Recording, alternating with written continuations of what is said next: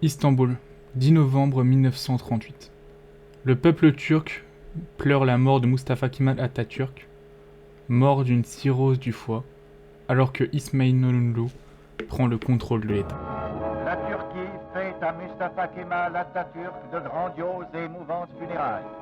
Toute la population d'Istanbul, étreinte par une immense douleur, vient s'incliner devant la dépouille de l'homme qui, en 15 années, accomplit une révolution sociale sans précédent dans l'histoire des peuples musulmans. Salut à tous mes très chers abonnés, bienvenue dans cette nouvelle vidéo dans laquelle nous traiterons du sujet « Et si la Turquie avait participé à la Seconde Guerre mondiale du côté des forces de l'Axe ?» Dans cette vidéo, la Turquie n'entrera pas en guerre contre la France et le Royaume-Uni, mais seulement en guerre contre l'Union soviétique.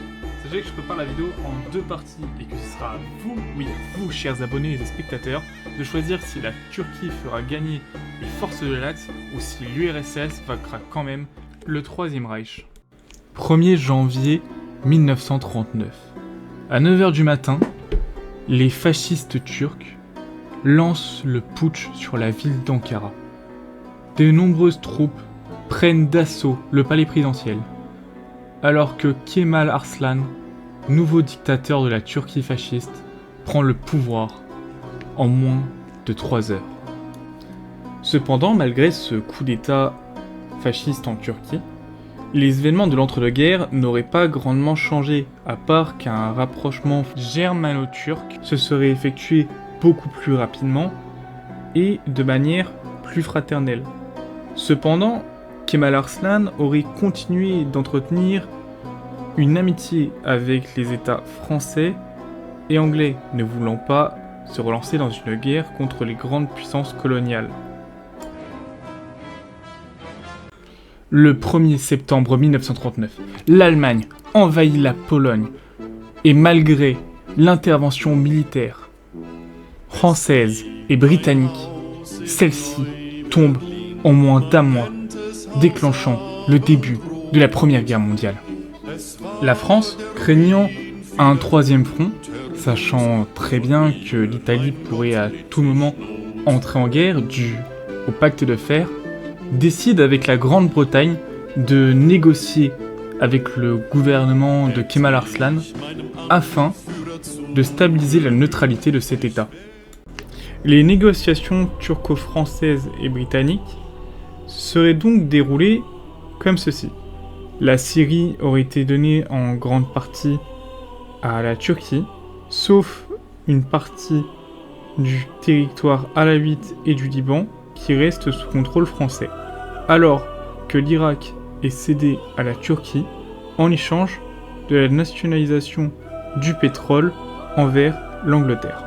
De plus, pour éviter une montée des tensions avec l'Arabie Saoudite, un deuxième conseil a lieu dans lequel les territoires syriens, irakiens et jordaniens sont donnés à celle-ci dans le but d'apaiser et de stabiliser la région, alors que le royaume de Grande Palestine est fondé. Suite au succès avec les négociations britanniques et françaises, Kemal Arslan va se lancer dans une modernisation et une nationalisation du Moyen-Orient.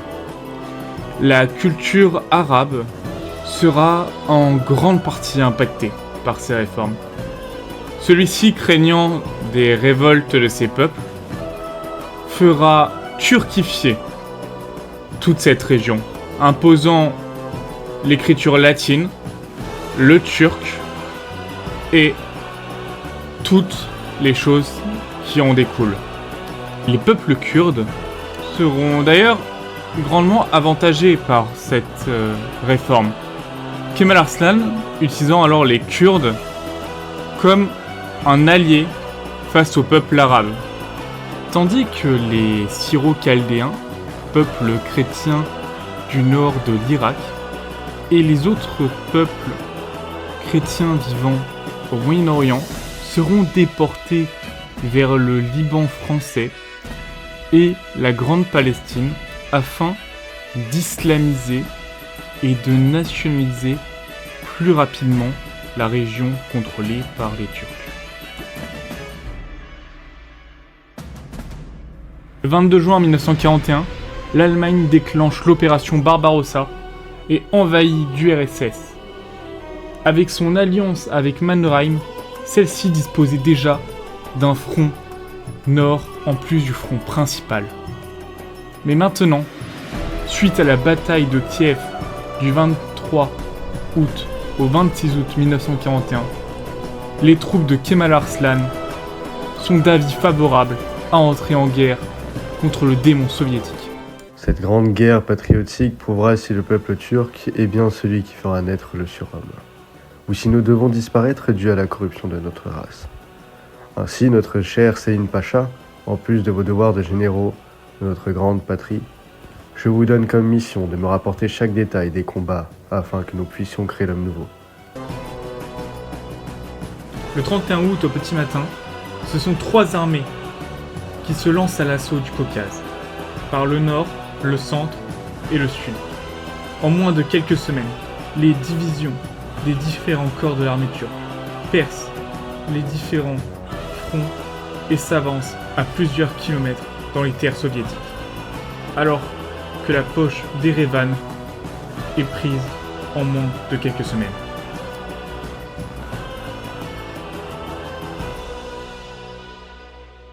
Mon bien-aimé, les montagnes du Caucase résonnent encore du fracas des canons, et notre village porte les cicatrices de l'assaut. Les Turcs ont tiré au canon sur les maisons et les ont fait brûler. Les cris des enfants me hantent chaque nuit, tandis que nous tentons de survivre au milieu des ruines. La guerre a montré son visage le plus cruel, emportant voisins et souvenirs dans le sang et la peur. Reviens-moi sain et sauf, car ton absence est la plus lourde des épreuves dans ce monde bouleversé. Ton Anna, qui t'aime.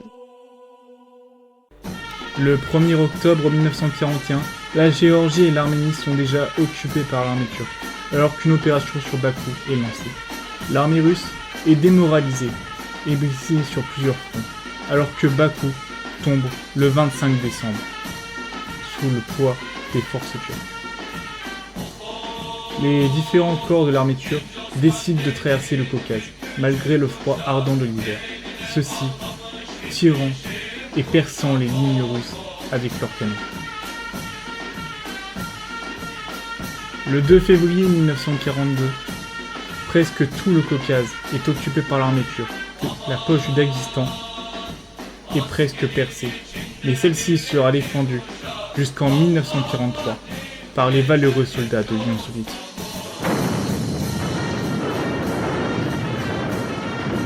Au même moment, l'armée soviétique parvient à stabiliser le front devant Moscou, sonnant l'échec de l'opération Barbarossa.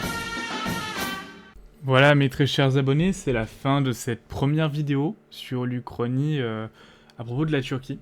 Alors j'espère que celle-ci vous aura grandement plu. N'oubliez pas que vous pouvez voter pour le prochain épisode entre et si la Turquie fait gagner les forces de l'Axe ou et si l'Union soviétique vainc quand même ce nouvel axe alternatif. Et n'oubliez pas de mettre un pouce en l'air, de vous abonner à la chaîne, de me mettre un petit commentaire, je les lis tous. Et sur ce, je vous souhaite une excellente fin de journée et à bientôt pour une nouvelle vidéo.